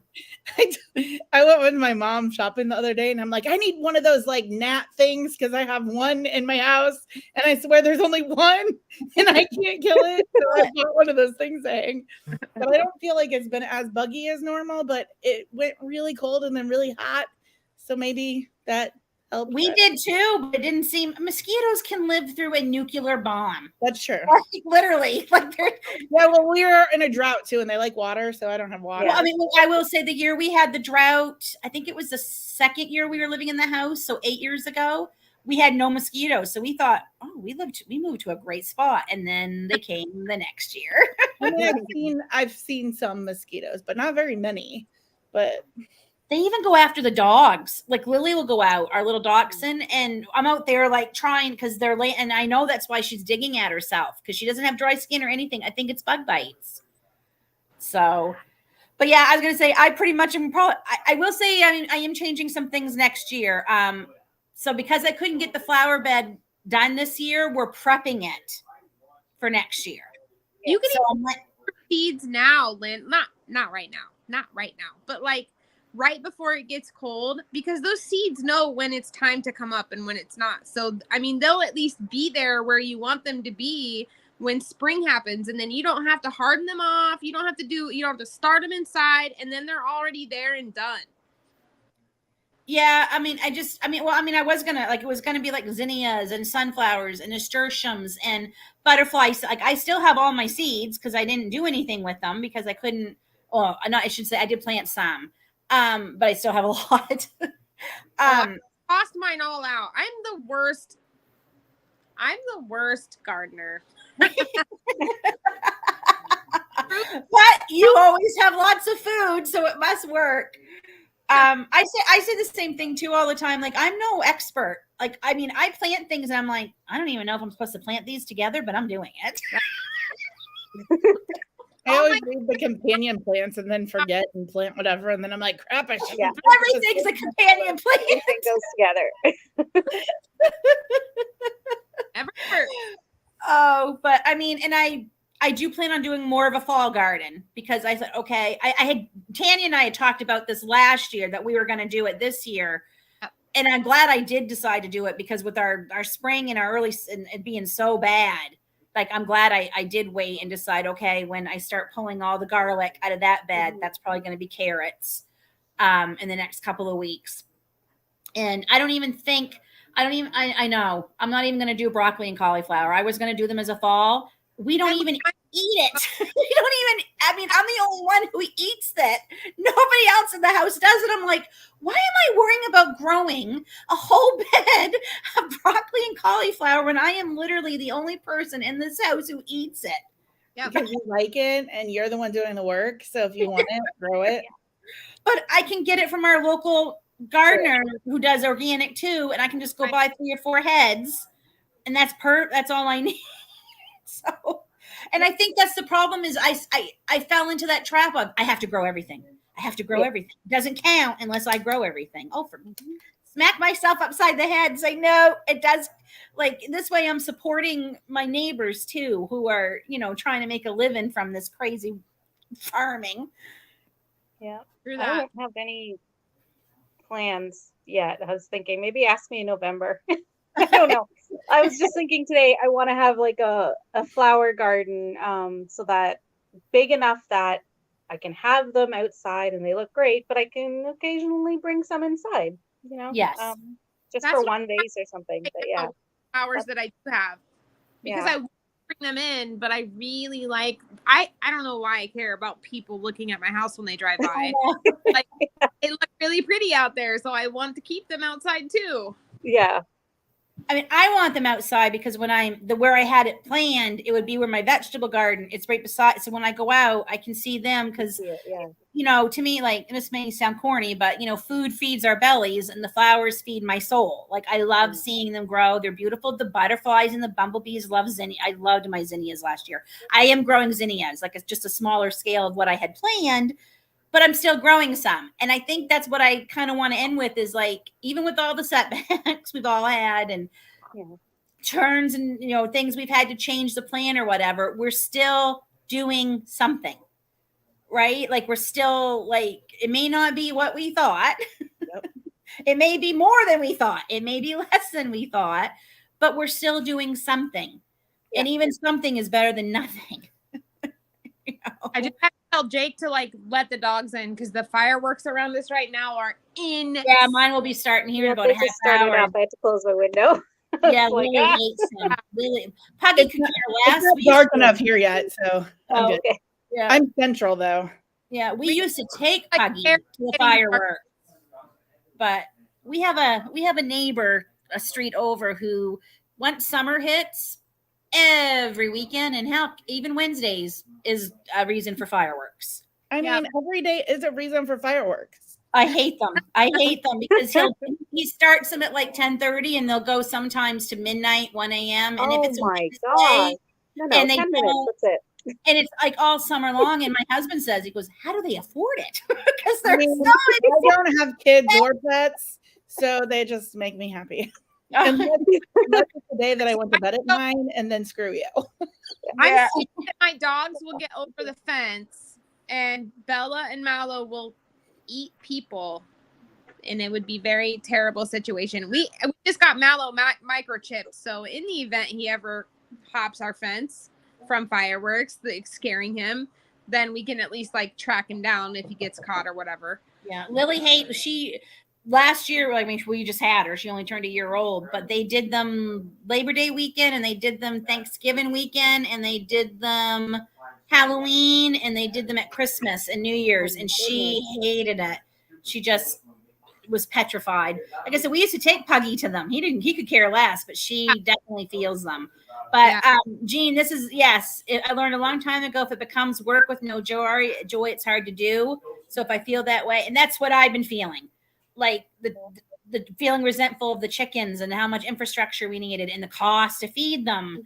and everything. And I'm like, okay, so we need to find a way. And David felt so bad because he's like, I know how much you love the chickens. And I'm like, at the end of the day, I also love our sanity and our wallet. Yeah. And something's got to give here. So like, and of course now I'm going to find a cheaper source, and we got rid of, but that's okay. That's, I'm okay. They have a huge coop and run now, the 3 that are left. So they're good. And the meat birds are going to be going to freezer camp very shortly. So we won't have them to take care of anymore. But Lynn, if you plant carrots after garlic, I will try it too. I've grown garlic in that bed before after I pulled all my carrots. And I took my garlic out from in between all of my carrots. Yeah. Okay. So I didn't know, are they not supposed to be grown together, or like grown in the same dirt? I don't know. Every year I plant them together. Yeah, I do. I just turn up the soil a little bit and go out and I'll scatter my seeds, and I do not worry about how close together they are. Carrot seeds are too tiny to worry about. So even when they're still really small. Yeah. So I have never had good luck with carrots, so not trying it. And I've never planted garlic. I was thinking about doing that this year. This is I'm doing it for a while. Last year was my very first successful year. Like, I mean, everybody in the neighborhood knew I had great garlic last year because I was so excited. Knock on wood, it looks like it's doing great this year. I just went and got all the scapes off of them. I got a bunch last week, and I had a few that I let get a little bit bigger that I got last night. So all the scapes are done now. And one leaf on the bottom of all of them is brown. So I need one more leaf to turn brown, and then I'll start pulling them out. And I'm going to plant my I'm planning on putting the carrots in that same section. I might as well use it one more time. It's eventually coming out of there because it's old, but I'll use it one more time. But yeah, and then that'll be more for fall. And actually, carrots are sweeter if you let them go through a frost. Yeah. Here's how I'm doing my garden. I started with cabbage because they're a cool weather crop, and it was cool when I started. And they were doing really awesome until the stupid cabbage worms came. And then I was spending more time picking cabbage worms off of my cabbage than I was weeding all of the other things. And it's like the cauliflower and broccoli for Lynn. I'm the only one that's going to eat the cabbage. Cabbage is very inexpensive. It takes up so much space in my garden, and it's taking up literally all of my time. So I just let all the cabbage worms have the cabbage. Like, I surrendered them to whatever insect is going to eat them. And so then I've done like succession of like, I have green beans, beets, sweet potatoes, and like kind of a middle area of our garden. And I have a couple of tomato plants in with the sweet potatoes too. And then green beans, beets.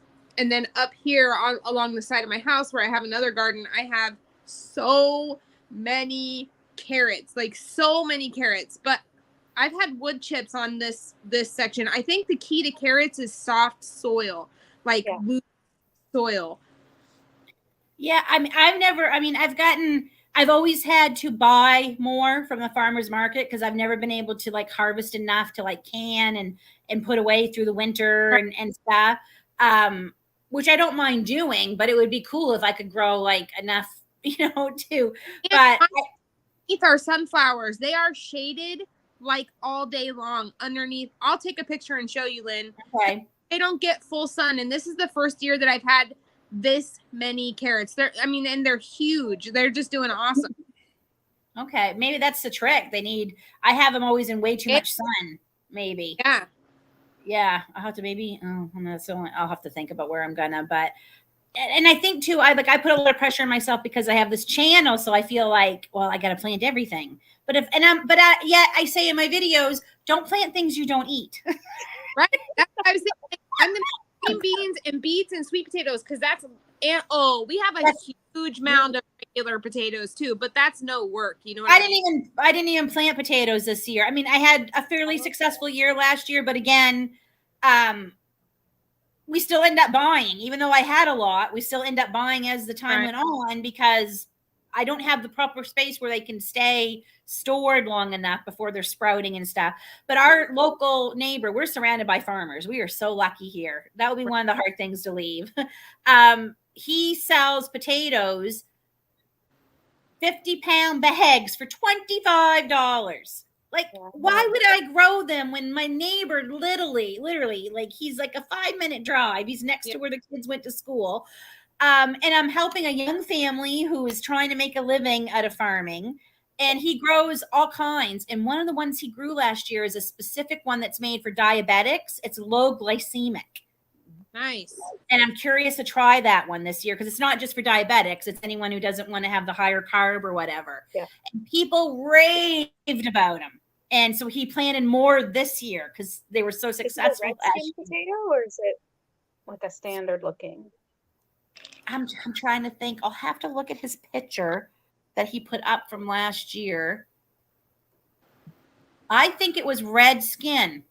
I was told that the reds are lower in carbohydrates, but if it's a specific, like it's been specifically bred to just have. I'm pretty sure it wasn't like as red as some of them you see. They were almost. It was very like almost pink, but not pink. I wouldn't have called it pink, but So, and I'm like, why? And they take that, and to me, it took up a lot of room because I did them in pots everywhere last year, which worked great, and totes, but I just didn't have the space for that this year. So I thought, why am I going to grow them when I can buy them for that, 50 pounds? That's a lot of potatoes for us, even though Aiden eats his weight in potato.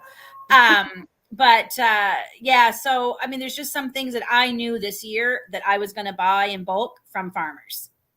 And, and I think I know I mentioned her before, but I love Jessica at Three Rivers. She makes a comment that it's not self-sufficient, community sufficient. Yeah.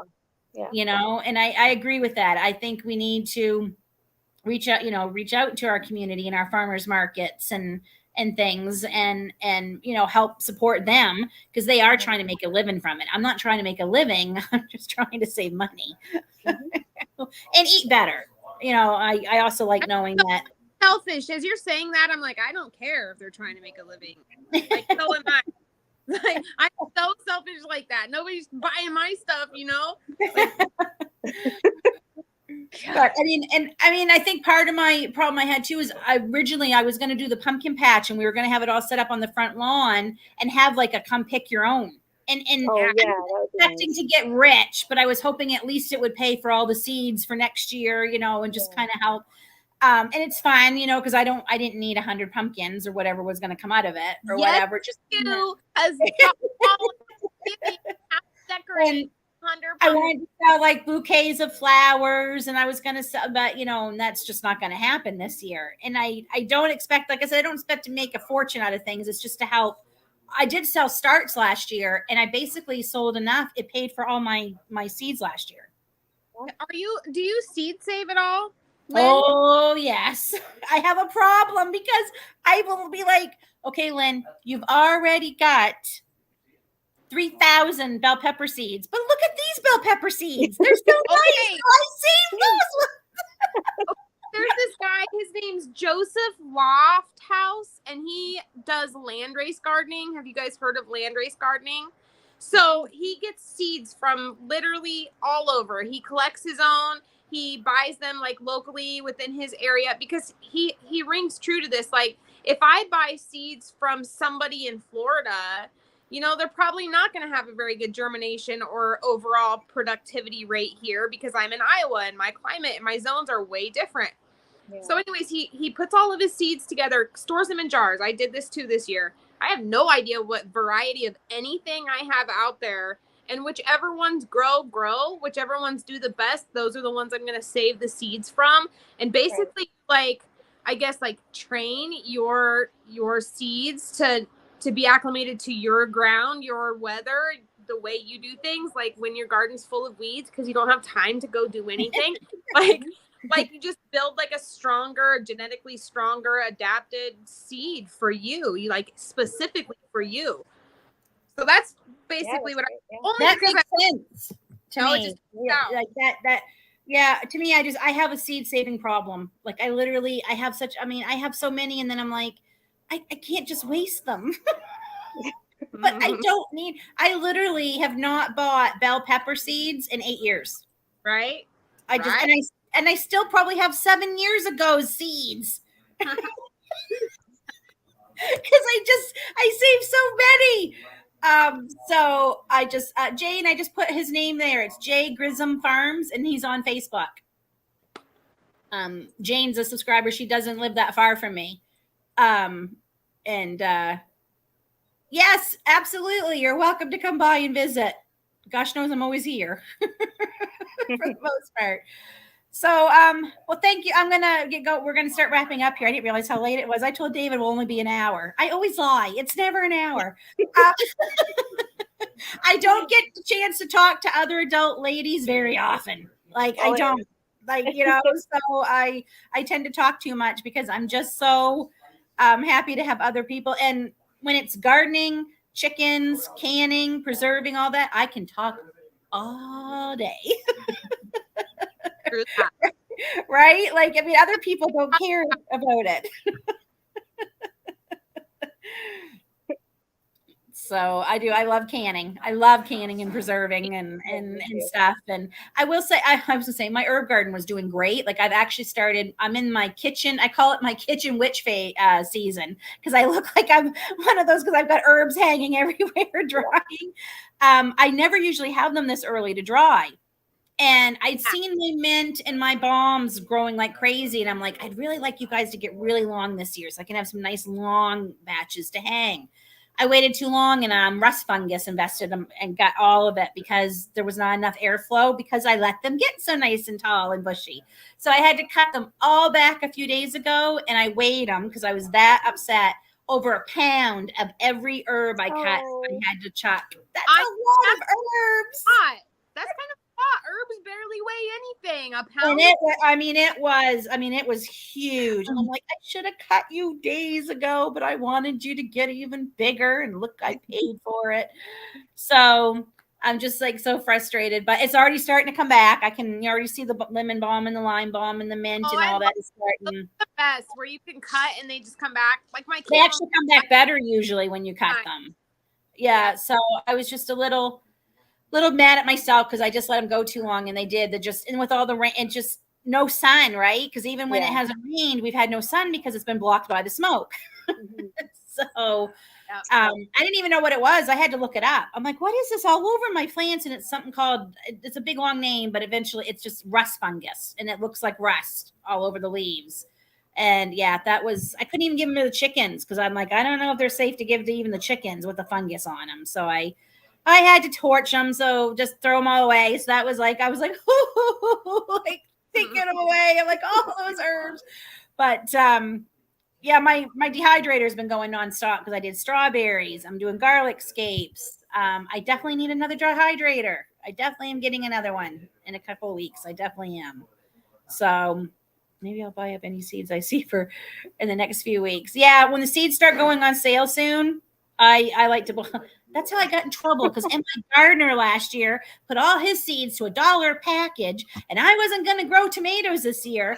But Fall Lynn forgot to remind Spring Lynn about that, and I'm going through my seeds, and I found stinking tomato seeds. So guess what I'm growing in my garden? I got like 25 tomato plants, and I wasn't going to grow any this year. All my tomato plants are just from whatever tomatoes fell last year and died in the garden. Isn't that crazy? I had a couple volunteer tomato plants last year, and I didn't know they would do that. Oh, yeah. And you know what else I've been hearing? You remember me telling you, because you were asking me, maybe this was last year, like about pruning tomatoes. And again, I just kind of like let my garden do the things on its own. I don't worry about pruning stuff. I'm sure there's some method to that madness, but I just don't. And I always you're only supposed to prune. Oh, my Lord. See, it's either indeterminate or determinate. You're only supposed to know what mine are. You're only supposed but you know what? Whenever I've done it, I stopped doing it because it's like I don't top my peppers because peppers are like they said you can top your peppers if you have a long growing season. If you can grow bell peppers well into October and November, top them. I can't here because they do not like so homesteaders that have like tons and tons of subscribers talking about how it's maybe not necessary to be pruning your tomatoes to have a good tomato production, and that's legit though. Like I have done it and kind of beat myself up about it. Like I guess I'm supposed to be pruning my tomatoes and I have not been doing it, like shame on me for being a crappy gardener. And But now, see, you just have to throw them out there and be like, do you eats? Just do whatever you're gonna do. Yeah, I'm not topping any of mine. I'm gonna go out. I'm gonna go out and steak them tomorrow if it's not insanely hot. Oh, huge. We had big what are those cages around them, and we had crazy bad storms happen through Iowa a couple days ago. It even ended up being like a ratio before it got to Illinois, like heavy winds, and it like knocked our cages down, and like it was a huge storm. Yeah, I hate the cages. I stopped using the cages for tomatoes, and I just use poles, and then I have these little things I tie them up to. Mine are like bushes. Mine are like tomato bushes. Yeah, I just got tired. The cages always bend on me, or they bend over from the weight of the tomatoes, and so I got to get out there before they've got little teeny tiny guys on them. So I'm like, you got to get out there, Lynn, and stake those suckers before they get too big and you can't. So thank you so much, ladies, for coming tonight and sharing the good, the bad, the ugly of this. And I think we're all crazy because despite it all, we still want to do it. I mean, honestly, like even all of the setbacks, it's still stuff that makes my heart happy. Me too. So I'm 100%.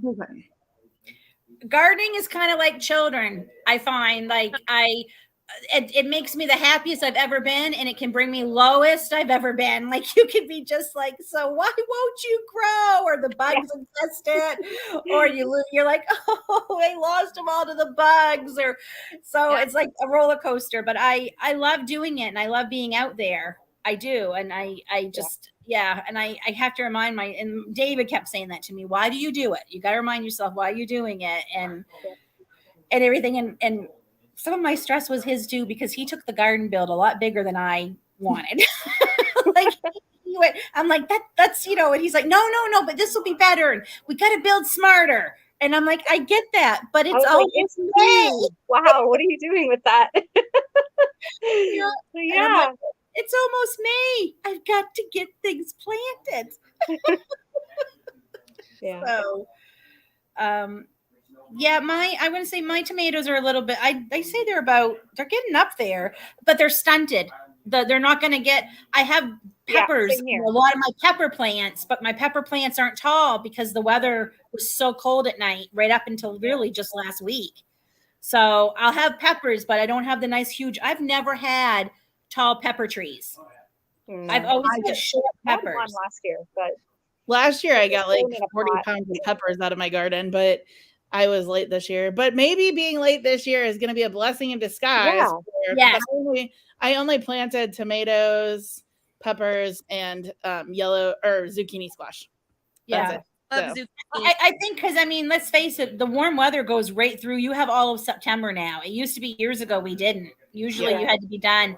I'm leaving, and I things out too early last year. I could have let things go longer because our frost wasn't until after our Thanksgiving, which is after you guys' Columbus Day for you Americans. So it's the same weekend.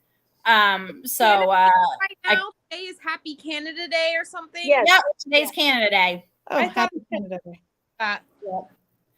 We didn't, the kids are getting to the point where they didn't want to do anything. Most of the stuff is geared towards little ones anyway at the parks and stuff. It's not like, and honestly, where the kids are over fireworks, they got over them years ago. Like our 4th of July. Yeah. Yes. Except we're only 155 today, whereas the U.S. is now. I'm really a terrible American. Like I just we like fireworks and we eat hamburgers and chips and dip. Like I think the states it's got to be 300 now, right? Because I can remember when we had the bicentennial. How old is the United States? Isn't it 1776? Yes. The teacher.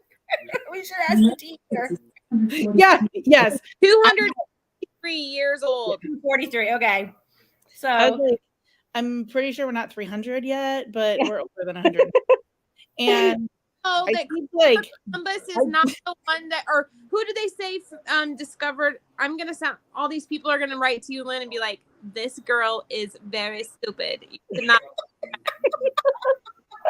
Who supposedly found the United States? Like said that he discovered it. Christopher Columbus. Christopher Columbus. Did you know it was not him? It was No, not. It was not him. no. Yeah, that's why they got rid of Christopher Columbus Day. We don't really have Columbus Day anymore. We have. I know down home in Maine, I think they're calling it it's indigenous. indigenous people. Yes, Yeah. Aboriginal. Yeah. So, because it should be, quite frankly, we shouldn't be celebrating a horrific person as Christopher Columbus was. Right. But when you're in first grade, they teach you about the Nina, the Pinta, the Santa Maria, the Mayflower, Columbus, a good guy, discovered. And then when you get to high school, they tell you the truth. Of it. So when I started even like thinking about this because we were watching Yellowstone and we were talking about back when they gave them like so much land, the government was like, everybody can homestead, go post your flag where you want it to be, and then you got however much land that as long as as long as you race there in time and put your flags out. Right. Well, this got me down this rabbit trail of, I guess, U.S. history, and Jake's all dropping these bombs on me that Christopher Columbus didn't discover America. I'm like, hold up. Yes, he yes, and they told me. Because in first grade, Mrs. Correct told me. I'm just bringing my phone back, my laptop back to the charger here. So that's what it is. It's our when we became a full country kind of thing. So everybody to celebrate and eat hot dogs and hamburgers on the grill. And we had pizza because we didn't have pizza last night. I peace with Foxy when we first started our live. We get pizza because of the fireworks, but the fireworks are on July 3rd here, so. Ours are, really? Maybe they will. No, they'll be on July 4th. And it sucks that it's on a weekday because nobody wants to go out late. I know that was which was so. But what's funny here is though, even though it was on a Saturday, a lot of businesses are closed on Monday because we normally have Saturday off anyway. So that's not fair. Yeah. I'm like, okay, I shouldn't complain. My husband's one of the ones who has off Monday. So. Right, Jake has it off too. So say anything, and the kids is here, so it's like I have two of the dads doing the dad things. I might just be able to weed my garden. I'm just saying. Yeah. Well, we're hoping to, like I said, put some chickens in freezer camp, and I'm going to put out my apparently cheater cloth of weed fabric. Here. I'm going to lay on the couch for a few more days. I hope you feel better soon, Laura. I really do. Back pain is dope. It's right up there. It's not great. Yeah. It was very nice meeting all of you. It was nice meeting you. Thank you all for joining, and thank you all for listening. As usual, we probably got off some tangents, but that's what's so fun about this. Our next Shesteaders, I already have the topic, and I can let you all know. It's going to be about burnout and how to not get to that point, and if you do get to that point, how to deal with it. I think this is, and I want to do it in August because August and September is usually when you're starting to feel it, typically. Yep.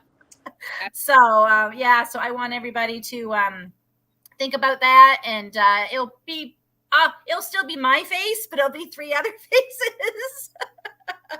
And we'll be in the comments. Yeah, and I am excited too because when we have a special Shesteaders maybe later this fall when things are a little less crazy, I'll pay the extra for StreamYard that night, and I'm going to have all the Shesteaders, and we're going to have a big night of stuff. So I got lots of things planned. So, and there's a new video out tomorrow. It's actually videos of our last week of doing the 3 Rivers Challenge for June. So, and I've got exciting videos I'm planning this week. I'm recording. I am doing a new recipe every night this week because we are so sick of everything. That's a so if I'm so sick of everything, I don't want to eat because it's like, oh, let's have a bowl of cereal because literally I am so tired of every food on the planet. So I did some research today, and we're going to go do a little grocery shopping. Luckily, I only need a few things for the recipes I found. So, and everything's going to be in the crock pot, so I don't have to turn on the oven. Oh, great. Yeah, so there's 2 I'm really excited to try. They sound really good. So I hope they don't fail because lately new recipes haven't been doing so great. So. I hate to try something that doesn't turn out. You're like, ugh. Yeah, especially when it's on camera. But I'm honest, if it's not good, we're going to tell you. Well, I don't have a poker face. So I'll tell you. Let's see what I have and throw it together thing. Like when I did that. New recipes. Oh, that copycat stovetop stuffing. You could tell right away on Dave and I's faces that did not turn out good. David was trying so hard to be positive, and I'm like, you can tell the truth. I don't care if we're recording it.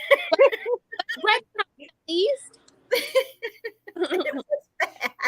I had to stop the recording because we were laughing so hard at how bad that was. On one of my videos, I made cherry cobbler, and it was so disgusting. But I left it in there, and I'm like, "Don't make this recipe." Yeah, exactly. Don't make this recipe. So yeah. Oh, I've had times like that. Ladies, have a good rest of your weekend. Laura, I hope you feel better soon. Maria, thanks for joining us. And Tanya, I'll talk to you guys later. And everyone in the chat, have a great weekend. And let's hope the smoke goes away. Yeah. Yes. Good night, everyone. Night. Hallsville's toast works.